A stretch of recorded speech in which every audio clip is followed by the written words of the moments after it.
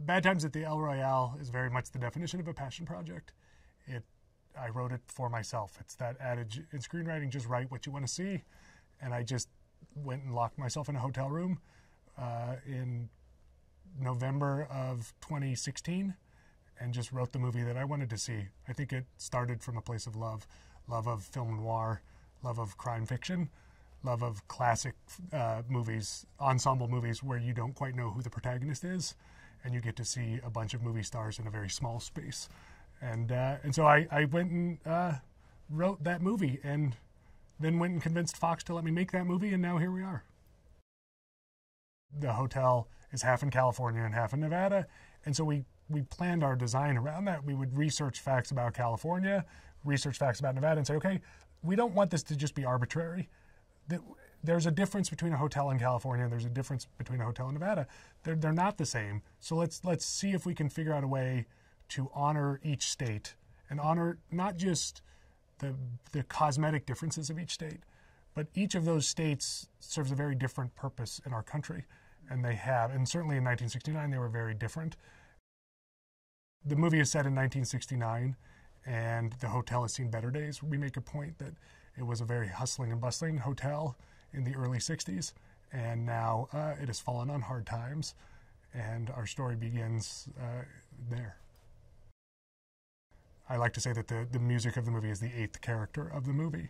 We have a jukebox set right in the center of the whole movie, right on the line. That sort of serves the voice that the chorus would serve in sort of a Greek play.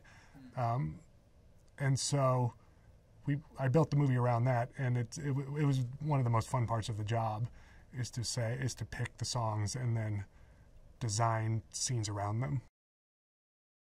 Part of writing a script is making a document that will attract the cast that you want, and you have to really look at it and say, I got to give these actors something to play. When you go to a meeting with Jeff Bridges, you have to say to him, here's a chance to play something that you've never played before.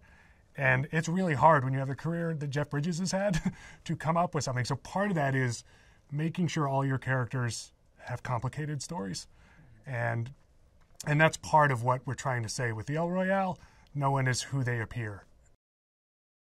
I had moments where I would sit around looking at our cast, looking at Jeff and Cynthia and Chris, John, Dakota, just sitting in a room with all of these heavyweights and thinking, how did I get here? I don't understand how I got to be so lucky, but it was never lost on me how special it was.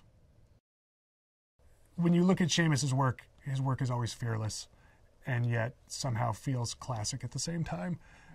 Those are two qualities I wanted this movie to have, to both feel familiar and beautiful and elegant and comfortable, and yet also bold and fearless. And that is in every frame of everything Seamus has ever shot, quite frankly.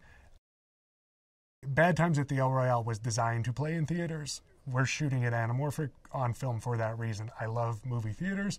I love the communal experience. I love sitting in a movie theater and not knowing what's about to happen.